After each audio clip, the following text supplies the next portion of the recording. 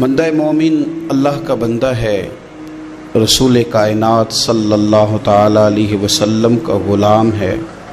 اپنے اپنے ذہن کے مطابق، اپنی اپنی طبیعت کے مطابق اور اپنی اپنی سوچ کے مطابق لوگ اپنے آپ کو اچھا بتاتے بھی ہیں، اچھا کہتے بھی ہیں، اچھا سمجھتے بھی ہیں، اپنے ترجیحات طے کر لیتے ہیں، خود ہی ان پر پابند ہو جاتے ہیں، خود ہی قائل ہو جاتے ہیں کہ چونکہ میرے اندر یہ صفات ہیں لہذا میں اچھا ہوں۔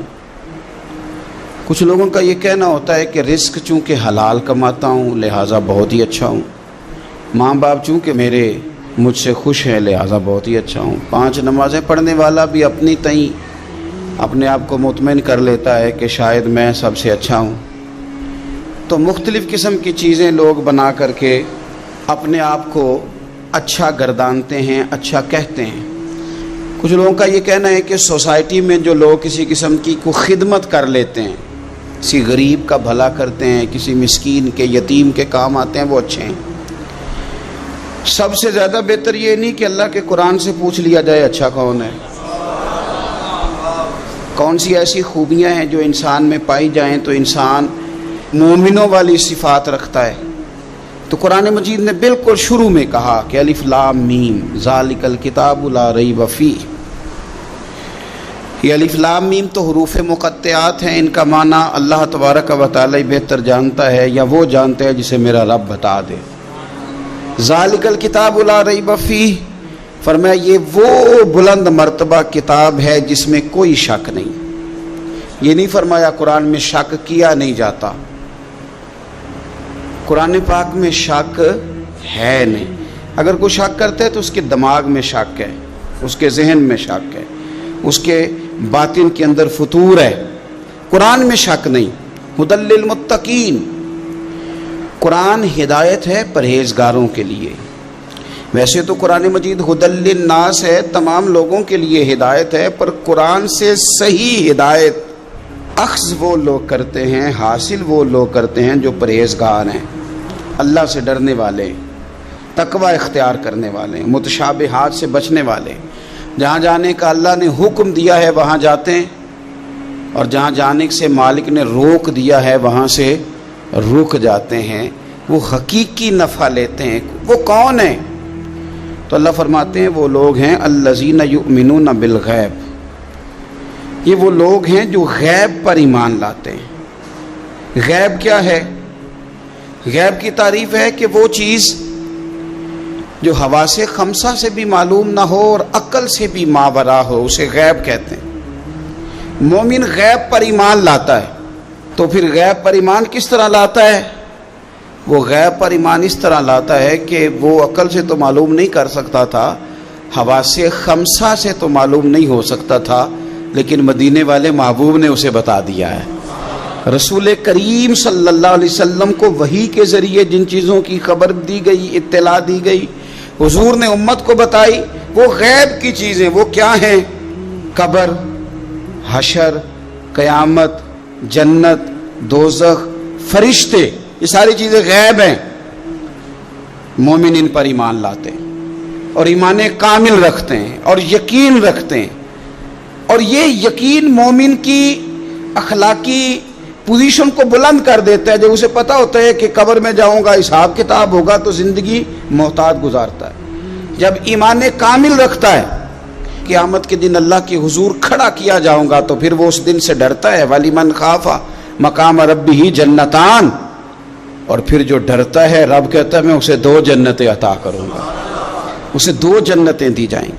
تو پہلی ان کی صفت مومن کی، وہ غیب پر ایمان رکھتا ہے۔ یہ میں نے بھی دیکھنا ہے، آپ نے بھی دیکھنا ہے، وہی پر ایمان کتنا ہے۔ ہماری آنکھوں کے سامنے کہ ہر وقت دنیا گھومتی ہے، یا قبر حشر کا بھی کوئی نقشہ نگاہوں میں رہتا ہے؟ دنیا کے مد و جزر، حساب کتاب، پیسے کا لین دین، جائیداد کی خرید و فروخت، یہی صرف ہمارا زندگی کا سرمایہ حیات ہے، یا آخرت کے لیے بھی کچھ جمع کرنے میں کامیاب ہوئے؟ یؤمنون بالغیب کی عملی صورت بھی کوئی ہماری زندگی میں ہے؟ پھر قرآن مجید نے کہا وَيُقِيمُونَ الصَّلَاةَ، مومن کی دوسری صفت یہ ہے کہ وہ نماز قائم کرتے ہیں۔ نماز قائم کرنے کا معنی ہر مفسر نے یہی لکھا ہے کہ قائم کرنے کا معنی یہ ہے کہ تو نماز ظاہری آداب کے ساتھ بھی پوری ادا کرے اور باطنی آداب کے ساتھ بھی ادا کرے. تیرا لباس پاک ہو، جگہ پاک ہو، نماز کا وقت موجود ہو، نیت تیری حاضر ہو، یہ ظاہری آداب ہیں، اور تیرا باطن نماز کے ساتھ جڑا ہوا ہو. تو اپنے قلب سے، روح سے اپنے مالک کی بارگاہ میں حاضر ہو. کس طرح؟ خود میرے کریم محبوب علیہ السلام نے بخاری مسلم میں وضاحت کر دی. فرمایا رب کی عبادت اس طرح کرو کہ تم اسے دیکھ رہے ہو، اور اگر یہ نہیں ہو سکتا تو اتنا ہی کر لو کہ وہ تمہیں دیکھ رہا ہے. اس کیفیت کے ساتھ آپ نماز پڑھتے ہیں تو باطنی آداب بجا لاتے ہیں. پھر فرمایا وَمِمَّا رَزَقْنَاهُمْ يُنْفِقُونَ، جو ہم نے انہیں دیا ہے اس میں سے ہماری راہ میں خرچ کرتے ہیں. اللہ کی بارگاہ میں صدقات، خیرات، زکوٰۃ، ان کے ساتھ رب کا قرب حاصل کرتے ہیں. اللہ نے جو تقسیم رکھی ہے کہ بعض کو مالک امیر بنا دیتا ہے، بعض کو غریب بنا دیتا ہے، تو وہ پھر صدقات کو ٹیکس نہیں سمجھتے، وہ کسی کو دینے میں بوجھ محسوس نہیں کرتے. وہ سمجھتے ہیں یہ تو مالک کی تقسیم ہے، میرے اس نے ذمہ لگایا ہے، میں نے دینا ہے. وہ سمجھتے ہیں کہ اللہ تبارک و تعالیٰ نے فضل کے ساتھ میرے ذمہ لگایا تھا کہ میں جاؤں اور اللہ کے کچھ بندوں کو میں اللہ کے دیے ہوئے رزق سے دوں. کچھ مفسرین نے یہاں بات کو اور کھولا ہے. وہ کہتے ہیں رزق سے مراد ہے جو بھی اللہ نے دیا ہے. پیسے دیے ہیں تو وہ اللہ کے رستے میں دے، علم دیا ہے تو اسے بانٹے. اگر کسی کو اللہ نے معرفت دی ہے تو اپنے فیض سے لوگوں کو قریب کرے اللہ کے، وہ پھر وہ علم آگے بانٹے، وہ تقسیم کرے. تیرے پاس جو کچھ بھی ہے نا دیا ہوا تو رب کا ہے، تو نہ بچا بچا کے تو رکھ اسے. تیرا آئینہ ہے وہ آئینہ، شکستہ ہو تو عزیز تر ہے نگاہ آئینہ ساز میں. تو اسے بانٹنا شروع کر، تو دینا شروع کر. اور لوگوں کا خیال ہوتا ہے کہ بانٹنے سے کم ہوتا ہے، نہیں، بانٹنے سے بڑھتا ہے. کنویں سے سارا پانی نکال لو تازہ آ جاتا ہے، شرط یہ ہے کہ سارا نکل جائے. آپ علم جتنا بانٹتے ہیں اتنا یہ بڑھتا ہے. آپ جب بات کر رہے ہوتے ہیں، علم دے رہے ہوتے ہیں، تو وہ صرف دوسروں پر اثر تو نہیں کرتی. جب آپ بات کرتے ہیں تو آپ کی بات آپ پر بھی اثر کرتی. تو آپ کا علم بانٹنے سے مضبوط ہوتا ہے، وہ دینے سے بڑھ جاتا ہے. اس لیے حضرت مولا علی شیر خدا رضی اللہ تعالیٰ عنہ فرمایا کرتے تھے کہ علم مال سے بہتر ہے. مال کی حفاظت کرنی پڑتی ہے اور علم بندے کی حفاظت کرتا ہے. وہ اس کے گرد حصار بنا دیتا ہے. حفاظت جو اللہ نے تجھے دیا بانٹ اس کے رستے میں. پھر مومنوں کی صفت بیان کی.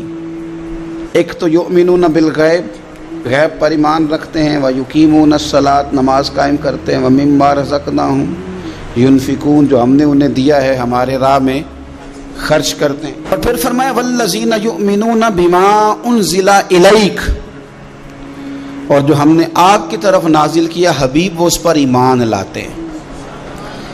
کتاب کو، قرآن کو سینے سے لگا کے رکھتے ہیں، اس کے ایک ایک حرف کو وہ اپنے لیے دستور حیات سمجھتے ہیں، ایمان لاتے ہیں پختہ. وما انزل من قبلک، اور اس پر بھی ایمان لاتے ہیں جو آپ سے پہلے نازل کیا گیا. آپ سے پہلے جو نازل کیا گیا اس پر بھی وہ ایمان لاتے ہیں. یعنی تورات ہے، زبور ہے، انجیل ہے، اگرچہ کتابیں بدل دی گئی ہیں پر اللہ کی کتابیں تو تھی، ان کے جو احکامات موجود تھے اس پر وہ ایمان لاتے ہیں، ایمان رکھتے ہیں. ایک بات اور بھی یہاں سے ختم نبوت کا مسئلہ بھی حل ہوتا ہے. کہا گیا ایمان دو چیزوں پہ ہے، والذین یؤمنون بما انزل الیک وما انزل من قبلک. ایک اس پر ایمان لاتے ہیں جو آپ پہ نازل ہوا، اور ایک اس پر جو آپ سے پہلے نازل ہوا. یہ نہیں فرمایا کہ آپ کے بعد بھی کچھ نازل ہوگا. پہلے نازل ہوا جو آپ پر نازل ہوا، آپ کے بعد کچھ بھی نازل نہیں ہوگا. بتا دیا قرآن مجید نے یہاں کہ ختم ہو گئی بات. رسول پاک علیہ السلام پر بات ختم ہو گئی. نبوت کا سلسلہ رب نے ختم کر دیا، زندگیاں ختم ہوئی اور قلم ٹوٹ گئے، پر تیرے اوصاف کا ایک باب بھی پورا نہ ہوا. ختم کر دی بات، یہاں مالک نے ختم کر دی. اب یہ صفات جن لوگوں میں پائی جائیں کہ ایمان بالغیب بھی ہو، نماز کا قیام بھی ہو، اللہ کے راستے میں خرچ بھی ہو، جو پہلے نازل کیا گیا اس پر ایمان ہو، جو حضور پر نازل کیا گیا اس پر ایمان ہو، تو رب کیا فرماتا ہے؟ فرمایا اولئک علی ھدی من ربہم، یہی لوگ ہیں جو اپنے رب کی توفیق سے ہدایت پر ہیں، اللہ کی طرف سے ہدایت پر ہیں۔ وَأُولَٰئِکَ هُمُ الْمُفْلِحُونَ، اور وہی لوگ ہیں جو دونوں جہانوں میں کامیاب ہونے والے ہیں۔ یہ کامیابی والے لوگ یہاں بھی اور وہاں بھی۔